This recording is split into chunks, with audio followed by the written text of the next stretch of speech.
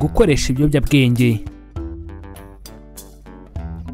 Ikoreshwa ry'itabi n'ibiyobyabwenge ni ikibazo gikomereye isi n'abayituye muri rusange, bityo hashyizwe imbaraga mu nzego zitandukanye mu kurwanya iki kibazo, by'umwihariko igice kinini kibasiwe n'urubyiruko.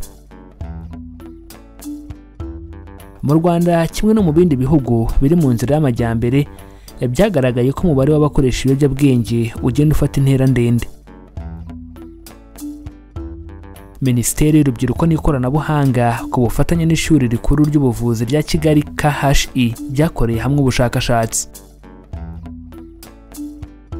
Ubwo bushakashatsi bwerekanye ko 52.5% by'urubyiruko rufite hagati y'imyaka 14 na 35 rukoresha ikiyobyabwenge kimwe cyangwa byinshi nibura inshuro imwe mu buzima bwabo. Ubwo bushakashatsi kandi bwerekanye ko kubera akamenyero ko gukoresha ibiyobyabwenge, umuntu umwe muri 13, ubwo ni 7.46% yabaye imbata y'inzoga alcohol. Ikindi ni uko umuntu umwe muri 20, ubwo ni 4.88% yabaye imbata ya nicotine dusanga mu itabi, naho umuntu umwe muri 40, ubwo ni 2.54% yabaye imbata y'urumogi. Reka dutangirire ikiganiro turebera hamwe ese ikiyobyabwenge ni iki.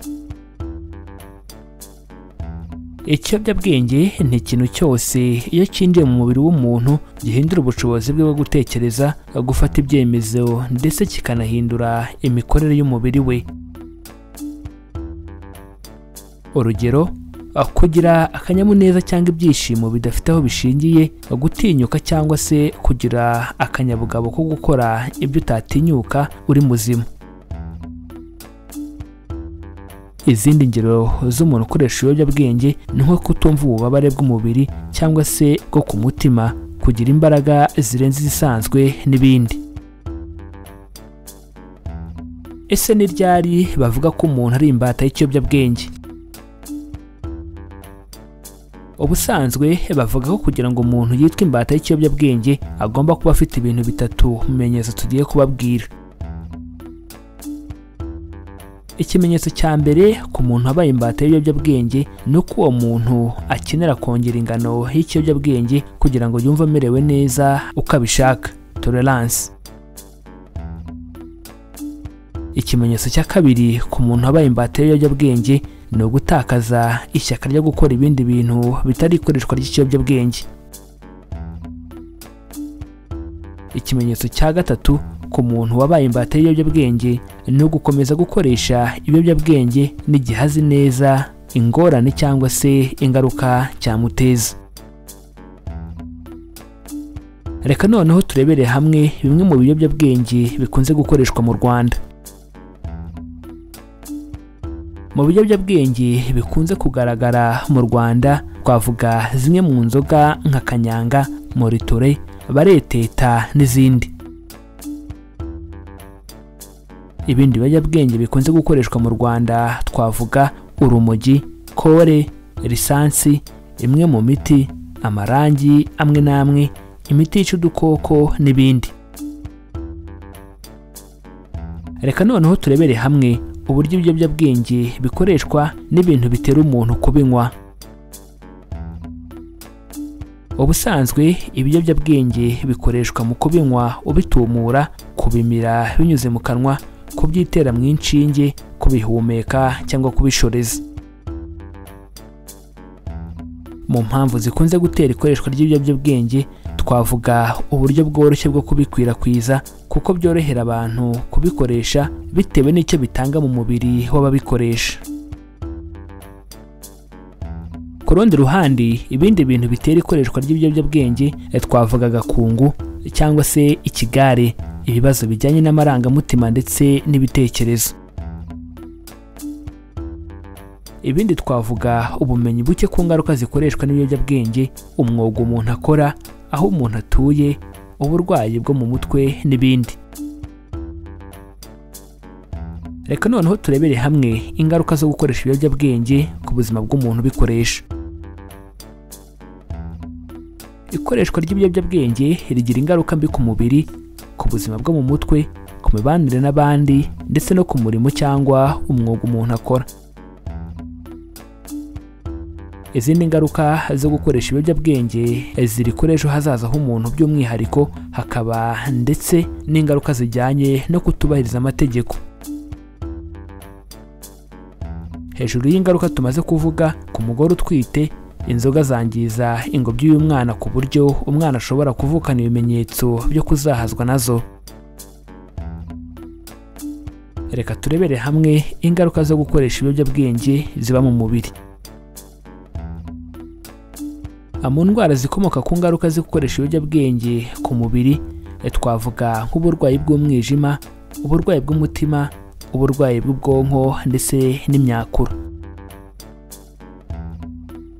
Izindi ngaruka zikomoka ku ngaruka z'ibiyobyabwenge twavuga ubumuga bushobora kubikomokaho, uburwayi bw'urwungano ngogozi ndetse n'indwara z'ubuhumekero.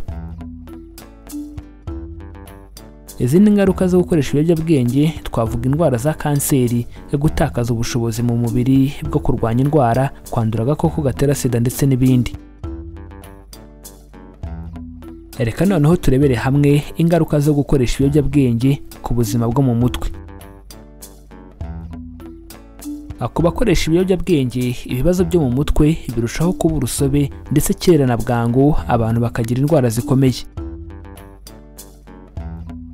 Abantu bakoresha ibiyobyabwenge bagira ibibazo byo mu mutwe nko gutakaza ubushake bwo gukora ndetse no gutakaza ubushobozi bwo gufata mu mutwe. Izindi ngaruka ni ukugira agahinda gakabije no kwiyahura, uburwayi bukomeye bwo mu mutwe nka schizophrenia iboneka cyane ku bantu bavanga ubwoko bwinshi bw'ibiyobyabwenge. Reka dukomeze ikiganiro ku ngaruka ku mibanire n'abandi, ku mirimo n'ejo hazaza h'umuntu. Ibiyobyabwenge bigira ingaruka ku muntu ubikoresha, harimo guhorana imyenda cyangwa amadeni, impagarara n'amahane mu muryango ndetse n'impushya za hato na hato. Izindi ngaruka twavuga ni ugusiba akazi, kwirukanwa mu mashuri cyangwa ku kazi, ubukene, kwiyandarika kugira ngo ubone ibiyobyabwenge n'ibindi. Reka noneho dukomereze ikiganiro ku ngaruka zijyanye n'amategeko. Abakoresha ibiyobyabwenge bahura n'ingaruka nyinshi nk'impanuka mu muhanda, kwiba, guhohotera abandi nko gufata ku ngufu, gukubita ndetse no gukomeretsa. Uretse ibi kandi, bimwe mu biyobyabwenge twavuze haruguru, ababikoresha bahanwa n'amategeko, bagafungwa cyangwa se bakajyanwa mu bigo ngororamuco. Reka noneho turebere hamwe uburyo bwo gufasha uwahuye n'ikibazo cy'ikoreshwa ry'ibiyobyabwenge. Mu gufasha abakoresha ibiyobyabwenge hagomba gutangwa inama hibandwa cyane cyane ku mpamvu zitera ikoreshwa ry'ibiyobyabwenge, gukumira ikoreshwa n'ikwirakwizwa ry'ibiyobyabwenge. Ikindi ni ugushishikariza urubyiruko kwirinda agakungu cyangwa se ibigare bibakururira mu gukoresha ibiyobyabwenge binyuranye. Mu gihe umuntu yaba afite ibibazo bijyanye n'amarangamutima cyangwa imitekerereze, agomba kwegera abashinzwe kumufasha aho kugira ngo yirohe mu ikoreshwa ry'ibiyobyabwenge. Mu gihe umuntu yatangiye gukoresha ibiyobyabwenge, ashobora guhura n'ingaruka nko kunanirwa kubihagarika we ubwe ndetse no kurwara indwara zo mu mutwe cyangwa iz'umubiri. Reka noneho dusoze ikiganiro turebera hamwe umwanzuro mu gukoresha ibiyobyabwenge. Umwanzuro wa mbere mu gukumira ikoreshwa ry'ibiyobyabwenge ni ukumva ko ari inshingano ya buri wese. Ibi bisobanuye ko yaba urubyiruko, ababyeyi, abarezi, inzego z'umutekano, abajyanama b'ubuzima ndetse n'abaturarwanda bose muri rusange. Ikindi ni uko gufasha uwahuye n'ikoreshwa ry'ibiyobyabwenge ndetse n'ingaruka zaryo birahenda kandi bisaba ubumenyi n'imbaraga nyinshi, bityo kubafasha hakiri kare bigabanya igiciro. Birumvikana rero ko biri mu nshingano za buri wese kurwanya no gukumira ikoreshwa ry'ibiyobyabwenge. Reka tubibutse ko ushobora kongera gukurikira iki kiganiro kugira ngo usobanukirwe neza kandi ugirirwe akamaro n'ibi tumaze kubaganirizaho. Reka tubibutse ko dukora ibi biganiro tugamije guhugurana no gusangizanya ubumenyi ku ndwara abantu turwara, imiti ivura ubwoko bwose bw'indwara ndetse n'ibiribwa bikungahaye ku ntungamubiri zifitiye akamaro umubiri wacu. Reka dusoze mbibutsa ko baca umugani mu Kinyarwanda bagira bati abatabizi bicwa no kutabimenya. Natwe tukagira tuti abatarabimenya bicwa nuko batarakora subscribe kuri iyi channel Mizero Media ngo bamenye ko amagara ari ubukungu kandi ko kwirinda biruta kwivuza. Niba utarabikora nyabuneka kandi subscribe kandi ukande kuri iyo nzogera byegeranye kuko nibwo buryo bwonyine rukumbi buzagufasha kubona ibindi biganiro tubategurira. Ikindi kandi wadusanga no ku mbuga nkoranyambaga zacu zose Facebook, Instagram ndetse na Twitter, ujya hashakirwa ugashakisha Mizero Media ubundi ukadukurikira. Kudusangiza ibitekerezo byanyu ni ingenzi cyane. Bityo ubaye hari icyo wifuza kutubaza, hari icyo wifuza kudusobanuza cyangwa hari icyo wifuza kutwunganira kuri iyi ngingo ndetse n'izindi twabagejejeho, nyabuneka twandikira muri comments hano kuri iyi channel.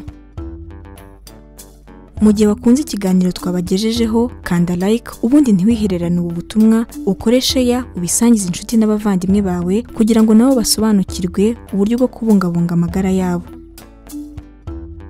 Iki ni ikiganiro amagara n'ubukungu. Ikiganiro mutegurirwa na Mizero Media, ni ikiganiro mukurikira buri wa kabiri, ku wa kane ndetse no ku wa gatandatu.